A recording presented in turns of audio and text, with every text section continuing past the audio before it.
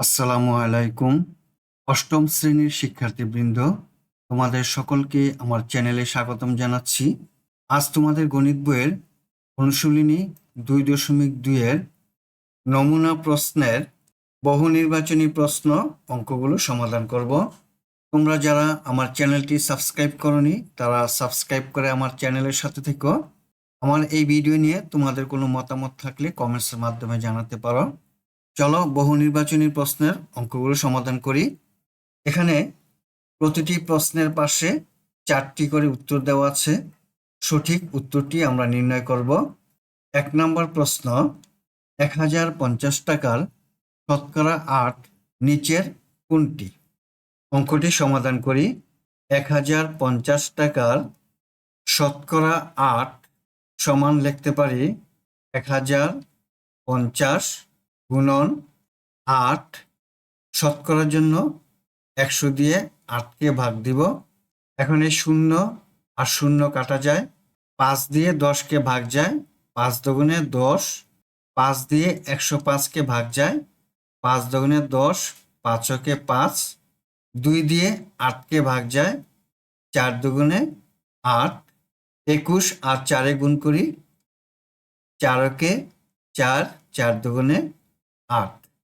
উত্তরটি পেলাম 84 টাকা।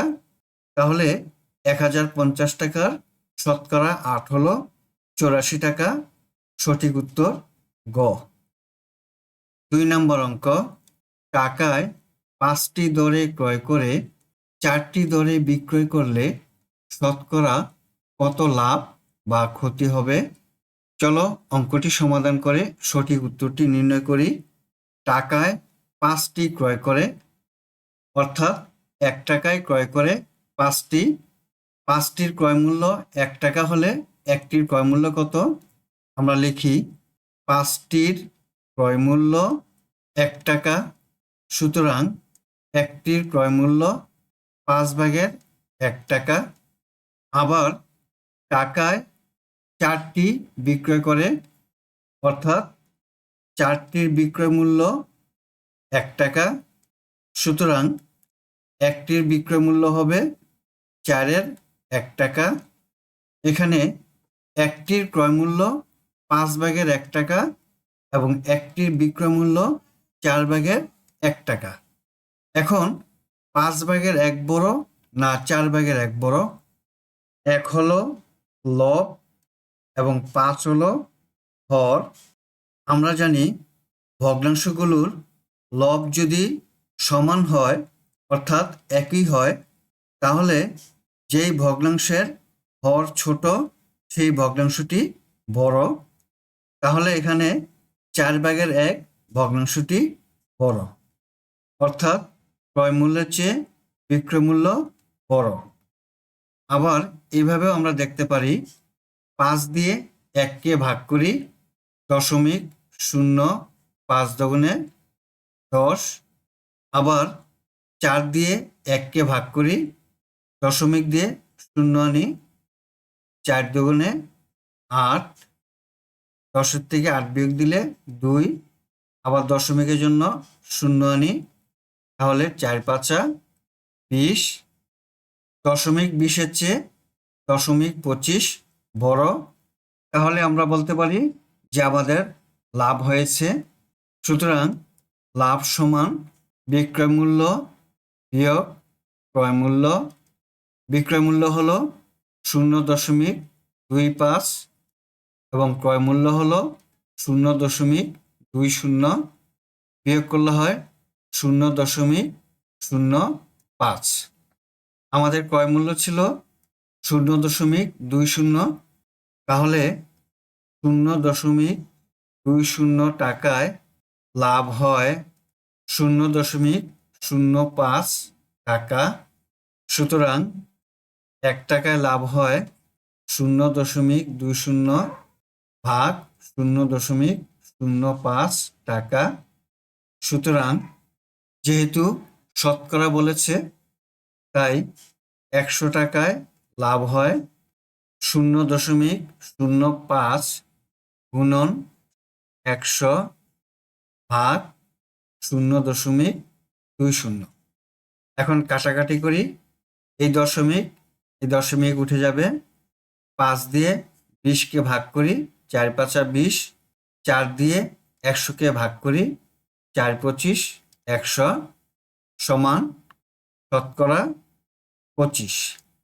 অঙ্কে বলেছে কত লাভ বা ক্ষতি হবে। আমরা পেয়েছি শতকরা 25 টাকা লাভ হবে। অতএব সঠিক উত্তরটি হলো ক, লাভ শতকরা 25। 3 নম্বর অঙ্ক, শতকরা 10 টাকা হার মুনাফায় 200 টাকার 3 বছরের চক্রবৃদ্ধি মুনাফা 66 টাকা হলে নিচের কোনটি সঠিক তা নির্ণয় করব। প্রথমে দেওয়া আছে সরল মুনাফা 60 টাকা। আমরা জানি সরল মুনাফা সমান আই সমান পি আর এন। এখানে পি হলো 200 টাকা গুণন আর হলো শতকরা 10, তাহলে 100/10, আর এন হলো 3 বছর গুণন 3। এখন 0 0, এই 0 0 কাটা যায়, 3 10 30, 30 দুগুণে 60। সরল মুনাফা পেলাম 60 টাকা। অতএব 1 নম্বর সঠিক। 2 নম্বরে চক্রবৃদ্ধি মুনাফায় সবৃদ্ধি মূলধন 263 টাকা। এখানে মূলধন হলো 200 টাকা আর চক্রবৃদ্ধি মুনাফা হলো 66 টাকা যোগ 63 টাকা। 200 আর 66 যোগ করলে হয় 266 টাকা। আমরা সবৃদ্ধি মূলধন পেলাম 266 টাকা, তাহলে 2 নম্বরটি সঠিক। এবার 3 নম্বর, চক্রবৃদ্ধি মুনাফা ও সরল মুনাফার পার্থক্য 6 টাকা। চক্রবৃদ্ধি মুনাফা হলো 66 টাকা, সরল মুনাফা হলো 60 টাকা।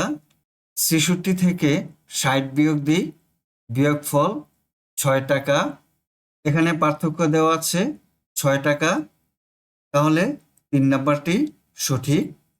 আমরা এখানে দেখলাম 1 2 3, 3টি সঠিক, তাহলে সঠিক উত্তরটি হবে ঘ, 1 2 ও 3। জামিল সাহেব বার্ষিক শতকরা 10 টাকা হারে মুনাফায় ব্যাংকে 2000 টাকা জমা রাখলেন। উদ্দীপকের আলোকে নিচের 4 ও 5 নম্বর প্রশ্নের উত্তর দাও।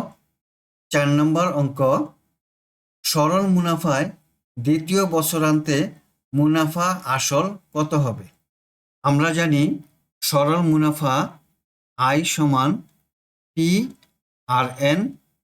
পি এর মান দেওয়া আছে 2000 টাকা গুণন আর এর মান হলো শতকরা 10 গুণন এন হলো 2 বছর, তাহলে 2 সমান 2000 গুণন শতকরা 10 অর্থাৎ 100/10 গুণন 2। এখন এই 0 কাটা গেল, এই 0 কাটা গেল, 200 আর 2 গুণ করলে হয় 400। আমরা মুনাফা পেলাম 400 টাকা, আসল হলো 2000 টাকা। তাহলে মুনাফা আর আসল যোগ করলে মুনাফা আসল হয় 2400 টাকা। অতএব সঠিক উত্তরটি হবে ক, 2400 টাকা। 5 নম্বর অঙ্ক, প্রথম বছরান্তে চক্রবৃদ্ধি মূলধন কত হবে? আমরা জানি চক্রবৃদ্ধি মূলধন সি সমান পি গুণন 1 যোগ r⁴n সমান পি এর মান পেলাম 2000 টাকা গুণন 1 যোগ আর এর মান শতকরা 10 অর্থাৎ 100/10, এন এর মান 1 বছর, যেহেতু প্রথম বছরান্তে তাই আমরা 1 লিখলাম, সমান 2000 1 যোগ 10কে 100 দিয়ে ভাগ দিলে 0.10, এক বছর সমান 2000 গুণন 1 যোগ 0.10, তাহলে হয় 1.10। এখানে পাওয়ার 1 লিখলে হয়, না লিখলে হয়, তাই আমরা লিখলাম না। এখন 2000-কে 1.10 দিয়ে গুণ দিই, গুণফল 2200 টাকা। আমরা চক্রবৃদ্ধি মূলধন সি এর মান পেলাম 2200 টাকা। অতএব সঠিক উত্তরটি হলো ঘ, 2200 টাকা। এতক্ষণ অনুশীলনী 2.2-এর বহু নির্বাচনী প্রশ্নের অঙ্কগুলো সমাধান করলাম। আগামী ক্লাসে সৃজনশীল প্রশ্নের এই অঙ্কগুলো সমাধান করব। আজ বিদায় নিচ্ছি। আল্লাহ হাফেজ। আসসালামু আলাইকুম ওয়া রাহমাতুল্লাহ।